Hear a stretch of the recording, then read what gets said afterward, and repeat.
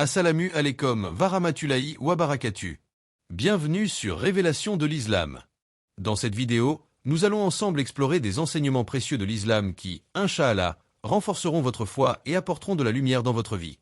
Il y a un moment que peu de gens remarquent, un moment où le monde dort encore, où les soucis n'ont pas encore crié ton nom, où le ciel semble plus proche de la terre. Ce moment, c'est après la prière de Fajr. Et certains savants ont dit, index revers pointant vers la droite blanc, ce moment n'est pas ordinaire.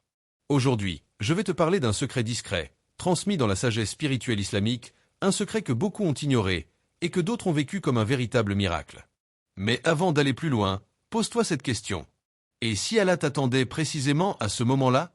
Il existe, dans le cycle du jour et de la nuit, un instant qui ne ressemble à aucun autre. Un instant fragile, presque invisible, que beaucoup traversent sans le voir. Après Fajr, le monde n'a pas encore repris son masque. Les voix sont absentes. Les regards ne jugent pas. Les préoccupations ne se sont pas encore levées avec le soleil. À ce moment-là, le cœur n'est pas encore encombré. Il n'a pas encore reçu les chocs du jour. Il n'a pas encore été distrait par les comparaisons, les attentes, les peurs. L'âme, elle, est dans un état rare, ni totalement éveillée au monde, ni plongée dans l'oubli. Elle se tient entre deux réalités. C'est dans cet entre-deux que beaucoup de transformations commencent, sans bruit. Dites dans la section de commentaires « Allah est grand ». Allah nous invite à l'invoquer avec humilité et discrétion. Non pas dans l'agitation, non pas dans la démonstration, mais dans un face-à-face intérieur, là où même les mots deviennent secondaires. Ceux qui se lèvent à l'aube pour chercher le pardon ne cherchent pas seulement l'effacement d'une faute. Ils cherchent un retour, un réalignement. Une réparation silencieuse entre ce qu'ils sont devenus et ce qu'ils devraient être. Les anciens pieux parlaient de l'aube comme d'une porte. Pas une porte de bois ou de pierre. Une porte du cœur. Elle ne s'ouvre pas par la force. Elle s'ouvre par la présence. À cet instant précis, les anges sont témoins. Pas comme des observateurs lointains, mais comme des témoins actifs. Ils enregistrent non seulement les paroles, mais l'état intérieur. Ils distinguent la langue qui récite du cœur qui tremble. Les invocations, à ce moment-là, ne rencontrent pas les mêmes résistances. Elles ne se heurtent pas à la lourdeur de l'ego, parce que l'ego dort encore. Il n'a pas encore revendiqué. Il n'a pas encore exigé. Il n'a pas encore imposé son bruit. Les intentions, elles, sont pesées avec une douceur particulière. Non pas selon leur perfection, mais selon leur sincérité. Même une intention maladroite, si elle est vraie, trouve un accueil différent. C'est pour cela que tant de cœurs ont changé à l'aube sans événement spectaculaire. Sans signe visible. Sans parole extraordinaire. Seulement parce qu'ils étaient là. Présents. Bulle de pensée et toi, sois honnête avec toi-même. Quand as-tu pris pour la dernière fois un moment seul avec Allah, sans attente, sans demande précise, sans liste de besoins, simplement pour être là, dans ce silence où même ton âme t'écoute? La première réaction, lorsqu'on entend un nombre précis, est souvent la méfiance. Pourquoi 131? Pourquoi pas moins? Pourquoi pas plus? Et pourtant, ce nombre n'est ni un code secret ni une formule cachée. Il ne détient aucun pouvoir en lui-même. Il ne promet rien. Il n'impose rien. Il agit autrement. 131 est un rythme. Un rythme qui oblige l'esprit à ralentir. Un rythme qui ne peut pas être expédié. Un rythme qui dépasse la récitation automatique. Lorsque tu répètes une invocation quelquefois, l'esprit reste maître. Il contrôle. Il pense à autre chose en même temps. Il récite pendant qu'il s'échappe. Mais quand le nombre s'allonge, quelque chose se produit. Le mental se fatigue. Il cesse de diriger. Et lorsqu'il se tait, le cœur commence à parler. Au début, la langue agit seule. Les mots sortent sans profondeur. Tu comptes. Tu surveilles. Tu avances mécaniquement. Puis, à mesure que les répétitions s'enchaînent, le souffle change. Le corps se calme. Les épaules se relâchent. Le rythme intérieur se transforme. C'est là que la récitation devient présence. Allah nous rappelle que le cœur trouve l'apaisement dans le rappel. Pas dans la compréhension intellectuelle. Pas dans la quantité. Mais dans la continuité. Le rappel répété agit comme une eau lente qui polit la pierre, sans bruit, sans violence. 131 fois, ce n'est pas pour convaincre Allah. Allah n'a pas besoin de répétition. C'est pour briser la dispersion intérieure. Chaque répétition chasse une distraction. Chaque répétition affaiblit une peur. Chaque répétition nettoie une intention. Tu commences avec un esprit rempli. Tu continues avec un esprit allégé. Tu termines avec un cœur plus clair. À un certain moment, tu ne répètes plus pour atteindre un nombre. Tu répètes parce que tu ne veux plus t'arrêter. Les mots cessent d'être des sons. Ils deviennent un fil entre toi et celui qui t'écoute avant même que tu parles. C'est là que beaucoup réalisent quelque chose d'inattendu. Le rappel n'a pas changé Allah, il a changé leur état. Le cœur cesse de se contracter. La peur se fait moins pressante. Les pensées ralentissent, comme si elles avaient trouvé leur place. Bulle de pensée, alors pose-toi cette question, sans te juger. Lorsque tu récites des invocations, es-tu simplement en train de compter des mots, ou permets-tu vraiment à ton cœur de s'aligner avec ce que ta langue prononce? Il n'était connu de personne. Pas de science apparente. Pas de statut particulier. Un homme ordinaire, avec des jours lourds et des nuits agitées. Sa vie était devenue étroite. Les dettes s'empilaient. Les pensées tournaient en cercle. Il se réveillait fatigué, comme si le repos ne l'atteignait plus vraiment. À l'extérieur, rien ne semblait catastrophique. Mais à l'intérieur, quelque chose s'effritait lentement. Il ne cherchait pas une méthode spectaculaire. Il ne cherchait pas de signes visibles. Il cherchait juste à ne plus se sentir perdu. Un matin, sans en parler à qui que ce soit, il prit une décision simple. Se lever. Prier faille. Ne pas se précipiter. Ne pas fuir le silence. S'asseoir après la prière, là où beaucoup se lèvent déjà pour courir vers leurs obligations. Et répéter une invocation, calmement, 131 fois. Pas plus. Pas moins. Puis recommencer le lendemain. Pendant 7 jours. Les premiers jours furent décevants. Jour 1, aucune sensation particulière. Jour 2, l'esprit fuyait encore. Jour 3, les pensées revenaient sans cesse vers ses problèmes. Avant de continuer, un petit rappel. Abonnez-vous à la chaîne pour ne pas manquer nos prochaines vidéos. Si ce que vous voyez vous plaît, un like serait grandement apprécié, et n'hésitez pas à partager vos réflexions en commentaire. Merci pour votre soutien continu. Il aurait pu s'arrêter là. Beaucoup s'arrêtent là. Parce que rien ne se passe. Mais il continua. Au 5e jour, quelque chose d'étrange se produisit. Pas une vision. Pas un événement. Juste une sensation nouvelle. Une légèreté inhabituelle. Comme si une pression invisible s'était relâchée. Les mêmes problèmes existaient encore, mais ils n'étaient plus écrasantes. Ils semblaient, à leur place. Son cœur, pour la première fois depuis longtemps, ne se contractait plus au réveil. Au 7e jour, il réalisa quelque chose d'encore plus profond. Il attendait un changement extérieur. Une solution. Une porte. Une réponse. Mais ce qui avait changé, c'était sa manière de porter ce qu'il vivait. Il n'était plus dans la résistance. Il n'était plus dans l'angoisse permanente. Allah nous rappelle que le changement commence à l'intérieur. Avant les circonstances. Avant les issues visibles. Avant les soulagements concrets. Lorsque l'intérieur se réaligne, le reste suit selon une sagesse que l'on ne contrôle pas. Cet homme n'a pas vu sa vie se transformer en 7 jours. Mais il a vu son cœur retrouver une direction. Bulle de pensée et toi, prends un instant pour y réfléchir sincèrement. Et si le miracle que tu attends n'était pas un événement à recevoir, mais une transformation intérieure à traverser? 7 jours. À première vue, cela paraît presque insignifiant.